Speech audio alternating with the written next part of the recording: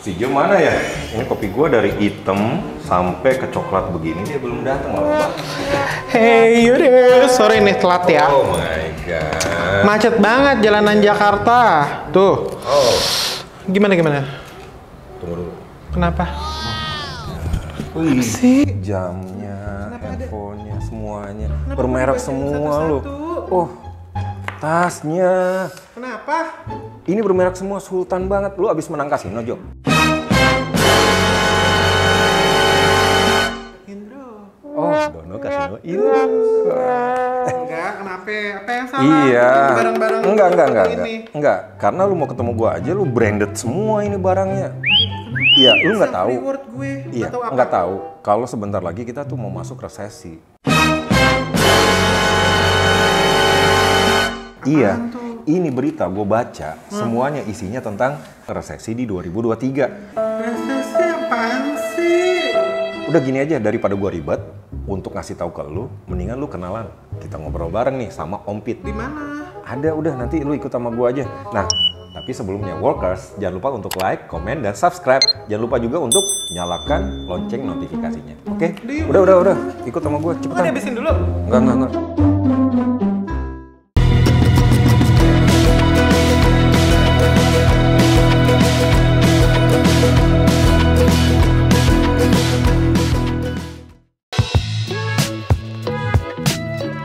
Nah, Om. Halo, apa kabar? Jo, ini Om Pit nih, yang lu kan kemarin kayak panik banget nih tentang pemberitaan resesi di 2023 nih, ya kan? Dimana banyak yang berita gitu ya, yang memberitakan bahwa 2023 ekonomi di Indonesia itu akan resesi nih Om. Nah, salah satunya teman saya nih, si Jo nih Om. Bentar dulu deh, Om. Kalau boleh tahu kan, Jo ini awam banget soal resesi. Resesi itu apa sih sebenarnya? Nah, resesi itu sederhananya adalah perekonomian yang melambat. Oke. Ya, mengalami kegiatannya menurun. Ya.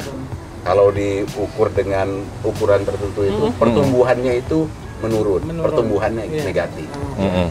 Kalau yang lebih official lagi, yang lebih resmi lagi, resesi itu adalah kondisi di mana pertumbuhan ekonomi suatu negara mengalami kontraksi, penurunan, pertumbuhan negatif selama 2 triwulan berturut-turut.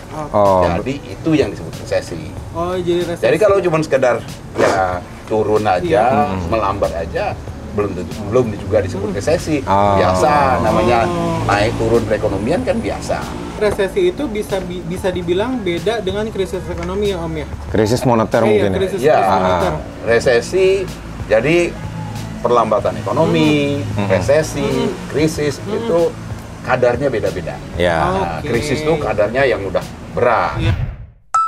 Tuh. Oh, jadi gitu ya ternyata. Iya, ya, lu udah nanya-nanya tapi lu belum kenal nih. Siapa Om Pit? Karena udah curious banget nih soal resesi nih. Ya, jadi gua kenalin nih. Ya, Workers, Om Pit ini, Om Peter Abdullah ini adalah seorang pengamat ekonomi dari Segara Institute. Ya, Om ya? Iya. Oke, nah. Om Pit yang viral di berita-berita itu. Iya. Yang banyak berita-beritanya itu di Segara Institute. Kalau ada yang mau kuliah di situ mungkin boleh kali ya. Boleh, sekalian promosi.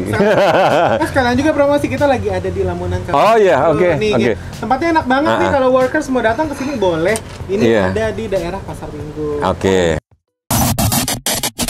Kalau kita baca di berita gitu ya, mungkin nggak Indonesia itu mendapatkan dampak langsung di 2023 mengenai resesi yang banyak diberitakan di berita seperti sekarang ini, Om?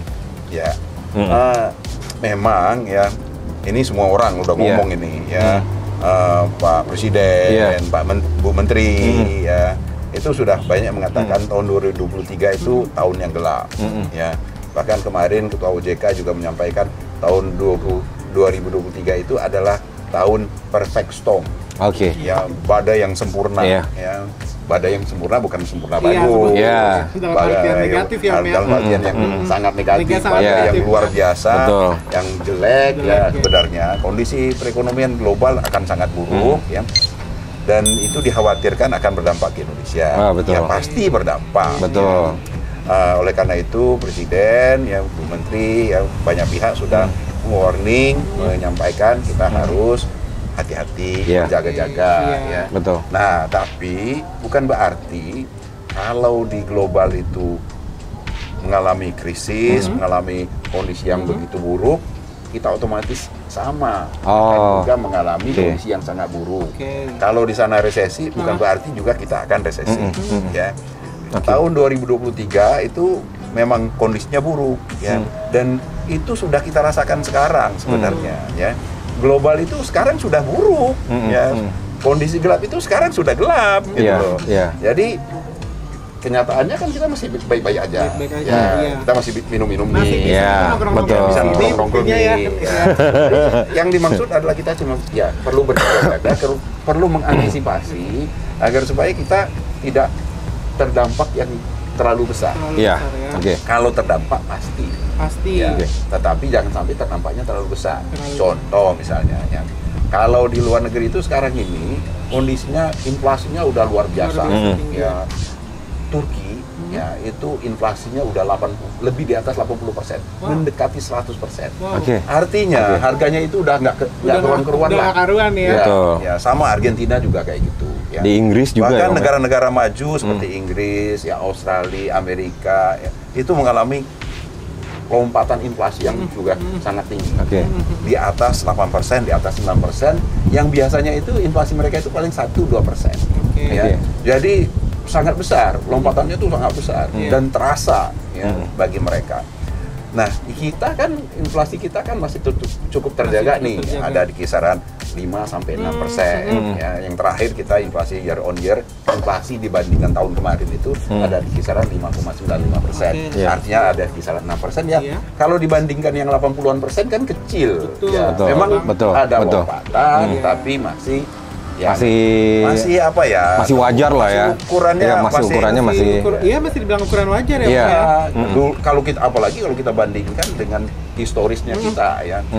Indonesia itu dulu ya zaman Orde Baru, Pak Harto itu inflasi kita itu biasa 10%, 9-10% itu biasa. Makanya sekarang ini memang 5 tahun terakhir ini inflasi kita kan memang terjaganya di kisaran 2-3%. Nah, kalau sekarang naik ke 6% ya masih oke.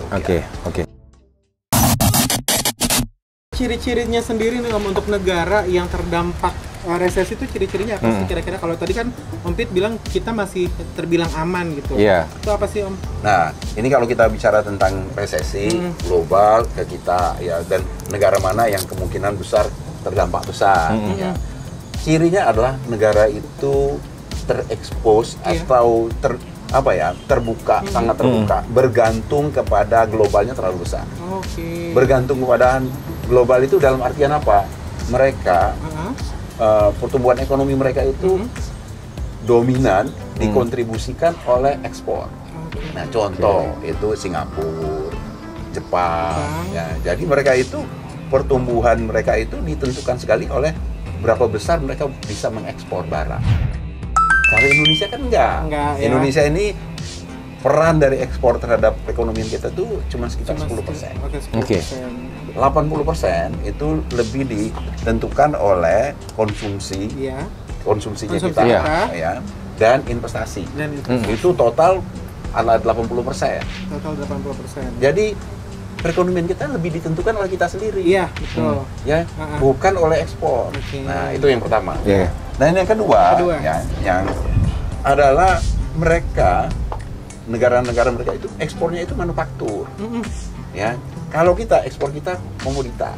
Nah, sekarang ini mereka itu terhantam ya oleh harga komoditas yang begitu tinggi. Jadi begitu harga komoditas begitu tinggi, harga minyak naik, harga batu bara naik, harga CPO naik, mereka menderita. Nah, kalau kita tertawa, masih aman kan kita justru kita diuntungkan dengan harga yang begitu tinggi. Justru kita diuntungkan sekarang ini. Kita justru mengalami surplus neraca perdagangan yang artinya kita mengekspor lebih banyak ketimbang impor. Justru kita dapat aliran dana nih dari global masuk ke Indonesia. Dan ini menggerakkan ekonomi kita. Makanya kita di tengah kondisi global yang sekarang ini di tahun ini sedang mengalami kesulitan, perlambatan ekonomi, kita justru mengalami proses pemulihan ekonomi. Eits, Tunggu. Pembahasan kita masih panjang loh Workers. Masih mau tahu kan obrolan tim Workerspedia bersama Ompit? Stay tune di konten berikutnya ya. Tahun 2023 itu memang kondisinya buruk ya. Dan itu sudah kita rasakan sekarang sebenarnya ya. Global itu sekarang sudah buruk. Turki ya itu inflasinya udah lebih di atas 80%, mendekati 100%. Artinya harganya itu udah nggak keruan-keruan lah.